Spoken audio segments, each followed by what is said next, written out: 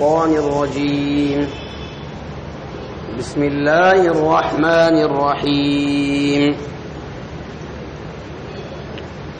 ومن آياته أن خلقكم من تراب ثم إذا أنتم بشر تنتشرون. ومن آياته أن خلق لكم من أنفسكم أزواجا لتسكنوا إليها وجعل بينكم مودة ورحمة إن في ذلك لآيات لقوم يتفكرون. ومن آياته خلق السماوات والأرض واختلاف ألسنتكم وألوانكم إن في ذلك لآيات للعالمین. میرے محترم بھائیوں اور بزرگوں، سورۃ الروم کی یہ چند آیتیں ہیں. ایران، روم اور فارس، روم اور ایران، ان دو ملکوں کی آپسی لڑائی کا تذکرہ شروع میں اس آیت کے اس سورت کے شروع میں قرآن کریم نے فرمایا. الف لام میم غلبت الروم فی ادنی الارض وهم من بعد غلبهم سیغلبون. اس کے بعد میں اللہ تبارک و تعالی نے اپنی قدرت کے کچھ مظاہرے، قدرت کے کچھ کرشمے دکھلائے اور ان کو قرآنی آیات میں اللہ نے بیان فرمایا. جو آیات میں نے ابھی تلاوت کی ہے، رب ذوالجلال نے ان آیات میں اپنی قدرت کو اپنی نشانی کہہ کر بیان کیا اور فرمایا وَمِنْ آیَاتِهِ، اللہ کی نشانیوں میں سے. اللہ کی نشانی یعنی نشان کسی بھی چیز کا وہ ہوتا ہے جس کے ذریعے سے منزل کا پتہ لگایا جاتا ہے.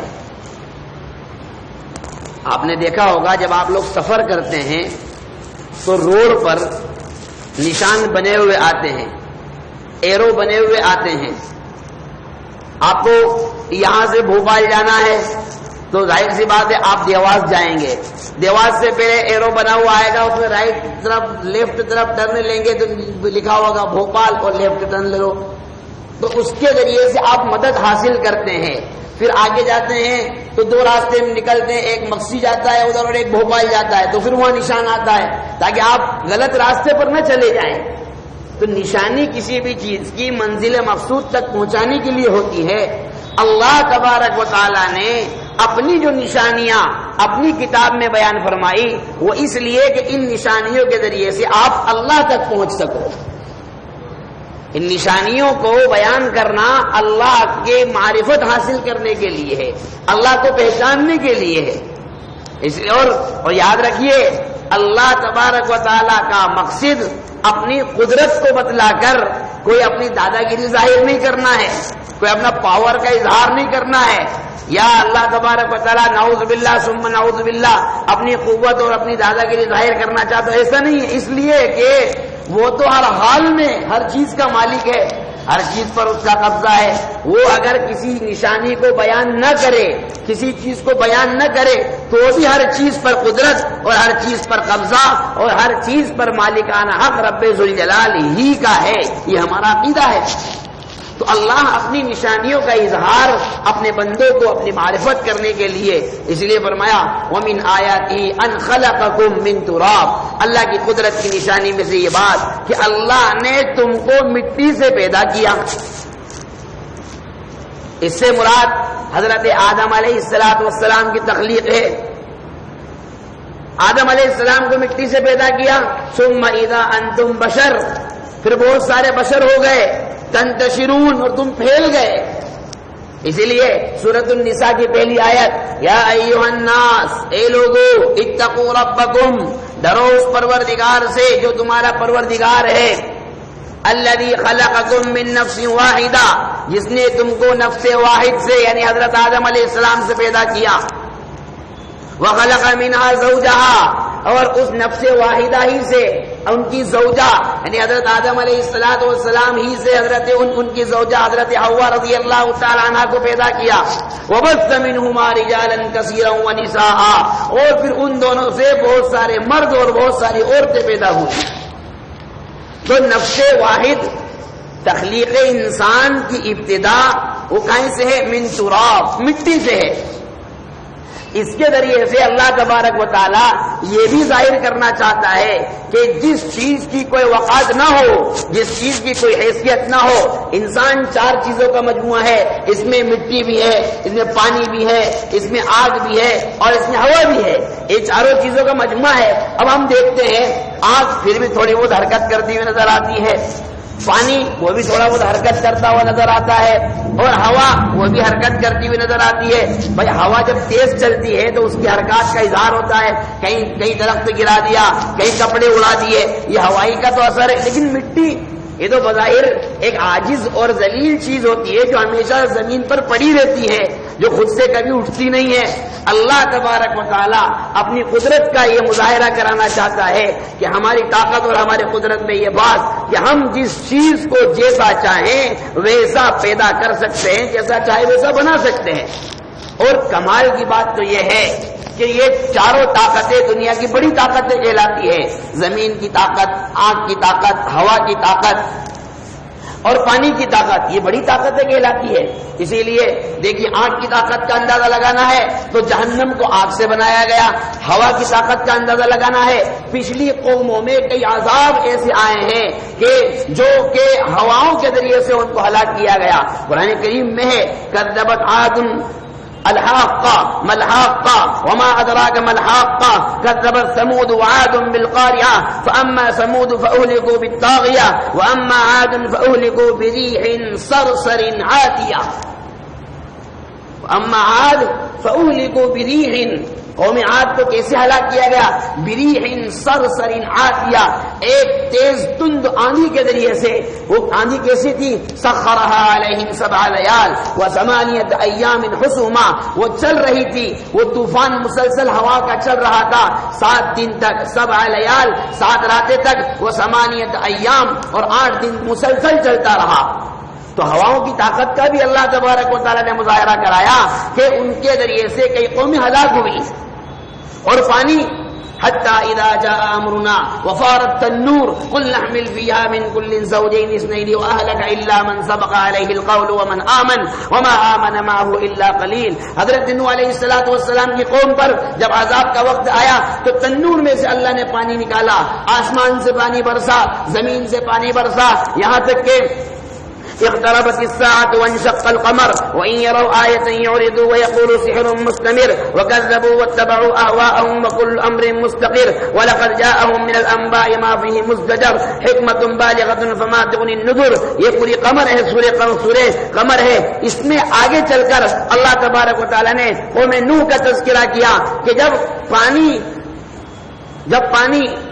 انا لما طغى الماء حملناكم في الجارية، یہ سورہ حاقہ کے اندر تذکرہ کیا کہ پانی جب سرکش ہو گیا، پانی جب حد سے بڑھ گیا، یعنی زمین پر پانی جتنا نہیں ہونا چاہیے تھا اتنا ہو گیا.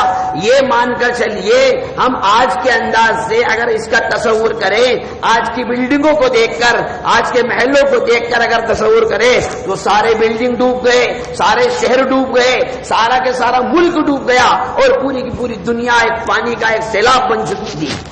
تو پانی کی طاقت بھی اللہ تبارک و تعالیٰ بتلاتا ہے. زمین کی طاقت کو دیکھیے، 640 کروڑ لوگ اس پر بسے ہوئے ہیں، ان کا وزن اور اس کے علاوہ دوسری مخلوقات کا وزن سنبھالے ہوئے ہیں. لیکن اللہ ان چاروں طاقتوں کو چھوٹا ظاہر کرتا ہے اور مؤذن کو حکم ہوتا ہے کہ تو جب کھڑا ہو تو سب سے پہلے 4 مرتبہ پکار اللہ اکبر اللہ اکبر اللہ اکبر اللہ اکبر. کیوں پکارتا ہے 4 مرتبہ؟ تاکہ یہ پتہ چل جائے کہ ان چاروں طاقتوں سے بڑی طاقت اللہ تبارک و تعالیٰ کی ہے. اور کتنی مرتبہ پکارتا ہے؟ 24 گھنٹے مؤذن یہ پکارتا ہے. آج اجین میں پکار رہا ہے، تھوڑی دیر کے بعد اندور میں پکارے گا، اس کے بعد آگے پکارے گا. 24 گھنٹے میں کوئی لمحہ 1 سیکنڈ بھی ایسا نہیں گزرتا ہے پوری دنیا کے اندر کہ جب اللہ تبارک و تعالیٰ کی بڑائی بیان نہ کی جاتی ہو. تو اللہ تبارک و تعالی ان ساری طاقتوں سے بھی بڑا ہے اور ان ساری طاقتوں کا وہ مالک ہے. چنانچہ فرمایا تم کو مٹی سے پیدا کیا تاکہ تمہیں اپنی حقیقت کا پتہ چلے کہ تم اتنے بڑے نہیں ہو جتنا بڑا اپنے آپ کو سمجھتے ہو. تمہیں گھمنڈ نہیں کرنا چاہیے کس چیز پر تم اتراتے ہو. وَمِنْ آيَاتِهِ أَنْ خَلَقَكُم مِّن تُرَابٍ ثُمَّ إِذَا أَنْتُمْ بَشَرٌ پھر تم بشر ہو گئے یعنی پھر آبادیاں ہو گئی. تنتشرون اور پھیل گئے. ارے شیطان کو اسی چیز نے تو دھوکے میں ڈالا تھا. جب اللہ تبارک و تعالیٰ نے حضرت آدم علیہ السلام کے بارے میں کہا کہ اسجدوا لآدم فسجدوا، آدم کو سجدہ کرو، سب نے سجدہ کیا الا ابلیس نے سجدہ نہیں کیا. کیوں؟ اس لیے کہ خلقتنی من نار وخلقتہ من طین. یہ کیسے ہو سکتا ہے؟ میں آگ سے مجھے بنایا ہے، اس کو مٹی سے بنایا ہے، اس کا کام نیچے گرنا ہے، میرا کام اوپر اٹھنا ہے. تو یہ تو دونوں میں تو وپکش کا آدمی ہوں، میں کیوں اس کی بات کو تسلیم کروں؟ یہ اسی چیز نے تو شیطان کو نکلوایا. اور کیا ہوا؟ وَإِنَّ عَلَيْكَ لَعْنَتِي إِلَىٰ يَوْمِ الدِّينِ. اللہ تبارک و تعالیٰ نے کیا فرمایا؟ تجھ پر میری لعنت ہے قیامت کے دن تک. تو قیامت تک کے لیے مردود کیوں ہوا؟ اس بنیاد پر کہ اللہ تبارک و تعالیٰ نے اپنی قدرت کا مظاہرہ مٹی کے ذریعے سے کروایا. لیکن شیطان کو اس گھمنڈ اس تکبر نے کہ میں تو مٹی سے نہیں ہوں، میں آگ سے ہوں، کہاں پہنچایا؟ جب گھمنڈ کرنا شروع کیا، تکبر کرنا شروع کیا تو جتنی اونچائی پر تھا اتنی ہی نیچائی پر آ کر گرا. دوسری آیت میں فرمایا، اللہ نے دوسری نشانی بیان فرمائی وَمِنْ آيَاتِهِ أَنْ خَلَقَ لَكُم مِّنْ أَنفُسِكُمْ أَزْوَاجًا. اللہ کی قدرت کی نشانی میں سے ایک نشانی اور سنو، أَنْ خَلَقَ لَكُم مِّنْ أَنفُسِكُمْ أَزْوَاجًا، کہ تمہی میں سے تمہاری بیویوں کو پیدا کیا. وَبَثَّ مِنْهُمَا رِجَالًا كَثِيرًا وَنِسَاءً. بہت سارے مرد بنائے، بہت ساری عورتیں بنائی. مردوں کو عورتوں کا شوہر بنایا، عورتوں کو مردوں کی بیویاں بنائی. کیوں بنائی؟ لِتَسْكُنُوا إِلَيْهَا. اللہ تبارک و تعالی نے اس میں نکاح کے مقاصد کو بیان کیا کہ نکاح جب آدمی کرتا ہے تو اس کے ذریعے سے مقصود کیا ہوتا ہے؟ فرمائے لِتَسْكُنُوا إِلَيْهَا، تاکہ تم اس کے ذریعے سے سکون حاصل کر سکو، راحت حاصل کر سکو. سکون حاصل کرنے کا صرف ایک مطلب نہیں ہے کہ اپنے جذبات کو ٹھنڈا کر لیا جائے، اپنی شہوات کو پورا کر لیا جائے اور اپنے مطلب کو پورا کر لیا جائے، بلکہ سکون کا مطلب یہ ہے کہ آدمی جب عمر کے اس پڑاؤ کو پہنچتا ہے، اس کی عمر جب 20 سال ہوتی ہے، 22 سال ہوتی ہے، 24 سال ہوتی ہے، تو اس کے اندر کئی طرح کے جذبات ابھرتے ہیں، کئی ٹینشن اس کے اوپر آتے ہیں. ایسی صورتحال میں اس کو ضرورت پڑے گی اس کے جذبات کو سکون دینے کی، اس کے ٹینشن کو کم کرنے کی، اس کی فکروں کو اور اس کے غموں کو دور کرنے کی. اور یہ کام ایک عورت جو انجام دے سکتی ہے وہ کوئی انجام نہیں دے سکتا. اس کی مثال میں آپ کو بتلاتا ہوں. حضور صلی اللہ علیہ وسلم پر جب پہلی وحی نازل ہوئی، جب پہلی مرتبہ حضور صلی اللہ علیہ وسلم پر سب سے پہلی وحی جب نازل ہوئی، اقرأ بسم ربک الذی خلق کی 5 آیتیں، سورہ علق کی یہ 5 آیتیں جب نازل ہوئی، آپ صلی اللہ علیہ وسلم گھبرا گئے اور آپ صلی اللہ علیہ وسلم بڑے غمگین ہوئے، بڑی فکر آپ کو لاحق ہوئی. جب گھر پر تشریف لاتے ہیں تو ایسی صورتحال میں آپ کو سہارا دینے والی، آپ کو سکون دینے والی، آپ کو دلاسا دینے والی وہ ایک عورت حضرت خدیجہ رضی اللہ تعالی عنہا ہی تھی. جب آپ نے سارا واقعہ بیان کیا تو حضرت خدیجہ رضی اللہ تعالی عنہا نے بجائے اس کے کہ آپ کے ٹینشن کو اور بڑھاتی، آپ کے غم کو ہلکا کرنے کی کوشش کی اور کیا کہا؟ یا رسول اللہ کلا واللہ لا یخزیک اللہ ابدا. خدا کی قسم اللہ کبھی بھی آپ کو رسوا نہیں کرے گا. کیوں نہیں کرے گا؟ اس لیے کہ انک لتصل الرحم وتحمل الكل وتكسب المعدوم وتقري الضيف وتعين على نوائب الحق. آپ کو کیسے ذلیل کر سکتا ہے؟ ارے آپ تو مزدوروں کا بوجھ اٹھا لیتے ہیں، پریشان لوگوں کی پریشانیوں کو دور کر دیتے ہیں، آپ تو مہمان نواز آدمی ہے، آپ تو صلہ رحمی کرنے والے آدمی ہے، آپ تو کسی کو نکما دیکھتے ہیں تو اس کو کام دلا دیتے ہیں، آپ تو جو ہے جب 2 آدمیوں کا جھگڑا ہو جائے اس میں صلح کرا دیتے ہیں، آپ حق بات کرنے والے ہیں، آپ پیار محبت کے ساتھ پیش آنے والے ہیں، آپ عمدہ اخلاق کا مظاہرہ کرانے والے ہیں. آپ کا رب آپ کو کیسے ذلیل کر سکتا ہے؟ ضرور کوئی نہ کوئی اللہ کی نعمت کا آپ پر نزول ہونے والا ہے. تو وہ ایک عورت ہی تھی جس نے حضور صلی اللہ علیہ وسلم کے اس غم کو ہلکا کیا. پھر وہ ورقہ ابن نوفل کے پاس لے کر گئی. ورقہ ابن نوفل جو کہ بڑے عالم تھے, تو جو ہے وَكَانَ امْرُؤٌ تَنَصَّرَ فِي الْجَاهِلِيَّةِ, زمانہ جاہلیت میں جب حضور صلی اللہ علیہ وسلم نے نبوت کا اعلان نہیں فرمایا تھا, اس سے پہلے نصرانیت جو دین حق تھا اسی پر وہ قائم تھے, اور اسی کتاب کے وہ عالم تھے اور لکھا کرتے تھے. جب حضور صلی اللہ علیہ وسلم کو حضرت خدیجہ رضی اللہ تعالی عنہا, یہ حضرت خدیجہ کے چچا زاد بھائی تھے, جب ان کے پاس لے کر گئی تو اس نے شہادت دی کہ یہ وہی نبی اور وہ نبی آخر الزماں ہے جس کا تذکرہ اللہ تبارک و تعالی نے ہماری کتاب میں کیا.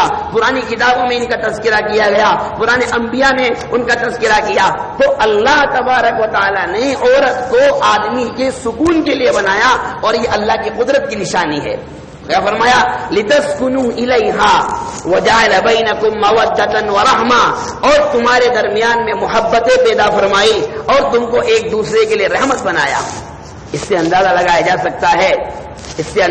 جا سکتا ہے کہ اس زواجی زندگی کی اہمیت کیا ہوتی ہے, نکاح کی اہمیت کیا ہوتی ہے, ایک عورت کی عظمت کیا ہوتی ہے. میرے بھائی, آج جو معاشرے کا بگاڑ ہم دیکھ رہے ہیں اور آج معاشرے میں جو بے راہ روی ہم دیکھ رہے ہیں, اس کی بنیادی وجہ کیا ہے, اس پر غور کرنے کی ضرورت ہے. ہم دیکھتے ہیں کہ ہمارے معاشرے میں شادیاں تو بڑی شان سے ہوتی ہیں, بڑی دھوم دھام سے ہوتی ہیں, اور لاکھوں روپیہ خرچ کیا جاتا ہے. بارات میں کئی گاڑیاں جاتی ہیں, اور جھوٹی شہرت کے لیے اور دکھاوے کے لیے اور مسجد میں بیٹھ کر خالی چلانے کے لیے جب 5-5 لاکھ اور 6-6 لاکھ کے مہر باندھے جاتے ہیں. معاف کیجئے, آپ کو برا لگے گا, اس سے میں کوئی انکار نہیں کرتا, لیکن یہ حقیقت ہے. آپ جب نکاح ہوتا ہے 5,786,, 51,786, 6,07,786, ٹھیک ہے, کوئی بات نہیں. اگر آپ کی حیثیت ہے آپ دیجئے, اگر دے سکتے ہیں تو ایسا بولیے, ورنہ اللہ کے واسطے اس کا مذاق مت بنائیے. پھر ہوتا کیا ہے, وہ بیوی مر گئی اور وہ مہر معاف کراتے ہیں, اور وہ اس کو مہر معاف کرو, اس کا معاف کراؤ. یہ بیماری کیوں پیدا ہوئی, یہ نوبت کیوں آئی؟ اور ہم نہیں دے سکتے تو کیوں باندھتے ہیں اتنا مہر؟ وہ تو ہماری ذمہ داری, عورت کا حق ہے, مہر اس کا ہمارے ذمہ واجب ہے, وہ اس کا حق ہے, لازم ہے اس کو ادا کرنا. اور بہت سارے لوگ تو بیچارے اتنے شریف ہوتے ہیں اور اتنے عقل مند ہوتے ہیں, بعد میں کیا کہتے ہیں, ارے اپنے کو دینا کہاں ہے, کیا کہتے ہیں, اپنے کو دینا تھوڑی ہو. تو مولوی صاحب کے سامنے اپنی بھی کوئی عزت ہے یار. محلے میں لوگ کیا کہیں گے, 1 لاکھ میں تنخواہ دیا, اتنا کروڑ پتی باپ کی اولاد ہے, اور 1.5 لاکھ میں, اس لیے اپن نے تو 7,07,786 کر دیا ہے. یہ کون سا, یعنی ہم اس کی عظمت کو, نکاح کی اہمیت کو نہیں سمجھتے ہیں. قرآن تو فرماتا ہے ہم نے تمہاری بیویاں تمہارے سکون کے لیے بنائی ہے تاکہ تمہاری راحت کا ذریعہ بنے. اب بڑے شان سے لے کر آتے ہیں, ارے جس عورت نے آپ کے 2 بول پر, اب مجھے بتلائیے, صرف 2 بول پر اس نے اپنے ماں باپ کو چھوڑ دیا, اپنے بھائی بہنوں کو چھوڑ دیا, اپنے سارے رشتہ داروں کو چھوڑ دیا, سب کچھ کو چھوڑ چھاڑ کر اپنا پورا خاندان اور پورا پریوار اور پورا گھر بار چھوڑ کر وہ اپنے گھر میں آ گئی. اب اس کو ضرورت ہے کہ یہاں آ کر اس کو محبت ملے, ایک باپ کی شفقت ملے, اور وہ کون دے گا, وہ لڑکے کا باپ دے گا. اس کو ضرورت ہے ایک ماں کی محبت کی, وہ محبت کون دے گا, وہ لڑکے کی ماں دے گی. اگر اس طریقے سے معاشرے میں عمل کیا جائے گا تو یاد رکھیے, جو آج ہماری مائیں اور ہماری بہنیں, آپ جا کر دیکھیے, خالی اجین کی بات نہیں, ہر شہر میں, بڑے شہروں میں آپ جا کر دیکھیے, اجین چلے جاؤ, اندور چلے جاؤ, بھوپال چلے جاؤ, MP میں, مہاراشٹر میں, گجرات میں, ہماری مائیں اور بہنیں اتنی بے عزت کیوں ہو گئی کہ وہ کورٹ کچہری کے چکر لگا رہی ہے؟ کیوں؟ اس لیے کہ مردوں نے ذرا سی بات ہوئی طلاق دے دی, ذرا سا کچھ ہوا گھر سے باہر نکال دیا. یاد رکھیے, اگر ایسا ظلم ہم کریں گے اور ایسی بے راہ روی کا ہم شکار ہوں گے اور اس غلط رویے کو اختیار کریں گے, اللہ تبارک و تعالی ذلت اور پستی کے کٹ گھڑے میں ہم کو اتار دے گا. آخر یہ سپریم کورٹ تک 3 طلاق کا مسئلہ کیوں پہنچا؟ اس لیے کہ ان کو معلوم ہے ان میں طلاق اتنی زیادہ ہونے لگی ہے، ذرا ذرا سی بات پر طلاق، ذرا سا کچھ ہوا تو طلاق، یعنی یہ کوئی کھیل بنا کر رکھ دیا، ماں اور بہنوں کی عزتوں کو ہم نے نیلام کر دیا۔ کوئی کچہری میں جا کر ایک مسلم خاتون، ایک مسلم عورت جو جس کے اندر حیا ہے، جس کے اندر پردہ ہے، جو اپنا چہرہ کسی کو دکھانا نہیں چاہتی ہے، وہ نہیں چاہتی ہے کہ میرا ناخن بھی کوئی غیر محرم عورت دیکھے، ہم نے اس پر یہ ظلم کیا، یہ زیادتی کی کہ ان جاہلوں کے سامنے، ان ظالموں کے سامنے، ان لوگوں کے سامنے جن کے یہاں عورت کی کوئی عزت نام کی کوئی چیز نہیں ہے، جن کے یہاں اپنی ماں اور بہنوں کی عزت نہیں ہے، ارے جو قوم اپنی ماں اور بہنوں کی عزت نہیں کر سکتی ہے وہ مسلم ماں اور بہنوں کی عزت کیا کرے گی؟ ہم نے ایسے ظالموں کے ان کے دروں پر، ان کے ٹھکانوں پر لے جا کر کھڑا کر دیا۔ میرے بھائی، عورت نکاح اس لیے کیا جاتا ہے تاکہ میاں بیوی دونوں ایک دوسرے کے لیے راحت کا ذریعہ بنے، دونوں ایک دوسرے کے لیے آرام کا ذریعہ بنے، دونوں ایک دوسرے کے دکھ درد کو سمجھنے والے بنے، دونوں ایک دوسرے کے غم کو سمجھنے والے بنے، دونوں ایک دوسرے کی تکلیف کو راحت میں بدلنے والے بنے، دونوں ایک دوسرے کو دلاسا دینے والے بنے۔ یہیں پر آ کر ایک تعلیم ہمارے یہاں عورتوں میں بھی ہونی چاہیے کہ وہ بھی حضور صلی اللہ علیہ وسلم نے شوہر کی جو عظمت بیان فرمائی ہے وہ یہ ہے کہ اگر اللہ کے علاوہ کسی کو میں حکم دیتا کہ اللہ کے علاوہ کسی کو سجدہ کرے تو میں عورت کو حکم دیتا کہ وہ اپنے شوہر کو سجدہ کرے۔ یہ حضور صلی اللہ علیہ وسلم نے بیان فرمایا، اللہ کے علاوہ اگر کسی کو سجدہ کرنے کا حکم دیتا تو میں عورت کو حکم دیتا کہ وہ اپنے شوہر کو سجدہ کرے۔ یہ شوہر کی عظمت کو بیان کیا تاکہ عورتیں شوہر کی عظمت کو سمجھے، اپنے نکاح کی اہمیت کو سمجھ کر اچھا معاشرہ وجود میں لانے کی کوشش کرے۔ اور قرآن نے جو بات بیان فرمائی، لِتَسْكُنُوا إِلَيْهَا، تم ایک دوسرے کے لیے سکون کا ذریعہ ہو، وَجَعَلَ بَيْنَكُم مَّوَدَّةً، تمہارے درمیان میں محبتیں پیدا کی، وَرَحْمَةً، تم کو ایک دوسرے کے لیے رحمت ہو۔ ان فی ذلک لآیات لقوم یتفکرون، اس میں نشانیاں ہیں اس قوم کے لیے جو قرآن کی آیتوں کو پڑھتی ہے، جو قرآن کی آیت میں غور و فکر کرتی ہے، جو قرآن کی آیت میں تدبر کرتی ہے۔ قرآن کی ہر آیت ہمارے معاشرے کا سدھار کا پیغام دیتی ہے، ہمارے سماج میں اچھائی لانے کا پیغام دیتی ہے۔ میرے بھائیوں، خاص طور پر آج کل کے نوجوان بچے، آج کل کے جو نوجوان، اور اس میں بھی خاص طور پر جو کالج کی تعلیم یافتہ زیادہ ہیں، جن کو اپنی ڈگریوں پر گھمنڈ ہے، جن کو اپنی ڈگریوں پر غرور ہے، میرے بھائی ہم سب کچھ ہیں، ہم ڈاکٹر بھی ہیں، انجینئر بھی ہیں، وکیل بھی ہیں، افسر بھی ہیں، سب کچھ ہے، یہ سب بعد میں ہے، لیکن سب سے پہلے ہم حضرت محمد عربی صلی اللہ علیہ وسلم کے ماننے والے ہیں، آپ کے امتی ہیں، آپ کی تعلیم سب سے مقدم ہے، آپ کا اخلاق سب سے پہلے ہے، آپ کی زندگی کا اطوار سب سے پہلے ہے۔ حضور صلی اللہ علیہ وسلم نے اسی لیے فرمایا، خیرکم لأہلکم، تم میں سے بہترین انسان وہ ہے جس کا سلوک اپنے گھر والوں کے ساتھ اچھا ہو، اور فرمایا وأنا خیر لأہلی، میں اپنے گھر والوں کے ساتھ بہت اچھا سلوک کرنے والا ہوں۔ باہر والوں سے دوست لوگوں سے تو بڑی محبتوں سے بات کرتے ہیں، بڑی شفقتوں سے بات کرتے ہیں، ذرا سی بات پر ناراض نہ ہو جائے۔ یہ ان محبتوں کی ضرورت جتنی باہر ہے اس سے کئی گنا زیادہ خود ہمارے اپنے گھر کے اندر ہے۔ آج یہ جو آپسی جھگڑے ہیں، یہ جو میاں بیوی کے خاص طور پر ذرا سی باتوں پر جو طلاق کی نوبت آ رہی ہے، اور ہماری مائیں اور بہنیں بے عزت ہو کر کورٹ کچہری کا منہ دیکھ رہی ہے، اس کے ذمہ دار میرے بھائیوں ہم خود ہیں۔ ہم اگر اچھے اخلاق کا مظاہرہ کرتے، اور یاد رکھیے اسلام نے یہ نہیں کہا کہ ماں کی اتنی قدر کرو کہ عورت کے حقوق کو بالکل فراموش کر دو، یہ نہیں ہے۔ اس کا حق اپنی جگہ پر ہے، اس کا حق اپنی جگہ پر ہے، ماں کی خدمت اپنی جگہ پر ہے، عورت کے حقوق کی ذمہ داری اپنی جگہ پر ہے۔ اسی لیے اللہ تبارک و تعالیٰ نے عورت کی عزت کو باقی رکھنے کے لیے، عورت کی عظمت کو برقرار رکھنے کے لیے اس کی ساری ذمہ داری مرد کے اوپر لگا دی کہ اس کے سارے خرچے تجھے پورے کرنا ہے، سارے کے سارے خرچے، اس کے عید کپڑے بھی تجھے لانا ہے، اس کے ضروریات کا انتظام بھی تجھے کرنا ہے، کھانے کا انتظام بھی تجھے کرنا ہے، اس کے لیے ناشتے کا انتظام بھی تجھے کرنا ہے، اس کے لیے اچھی چیزوں کا انتظام بھی تجھے کرنا ہے۔ سب کچھ مرد کی ذمہ لگایا تاکہ عورت گھر میں بیٹھ کر باحیا زندگی گزار سکے، وہ بے پردگی کا شکار نہ ہو۔ آج جو یورپ کے معاشرے نے، اور خاص طور پر یہودی معاشرے نے عورت کے نام پر اور عورت کے حقوق دلوانے کے نام پر جو عورت کی عزت کا ننگا ناچ رچا ہے، میرے بھائی ہمارا معاشرہ اس سے بالکل پرہیز کرنے کی ضرورت ہے. ہمیں اپنے آپ کو اس چیز کو سمجھنے کی ضرورت ہے. ہم سمجھیں قرآن کو، ہم سمجھیں ایک دوسرے کے حقوق کو. ارے انبن کہاں نہیں ہوتی ہے، آپس میں لڑائی کہاں نہیں ہوتی ہے. ذرا ذرا سی بات پر اچھے عقل مند انسان کی پہچان یہ ہے کہ وہ چھوٹی سی بات، بہت سارے لوگ شکایت کرتے ہیں مولانا صاحب ہماری عورت تو بہت زبان چلاتی ہے اور بہت بولتی ہے.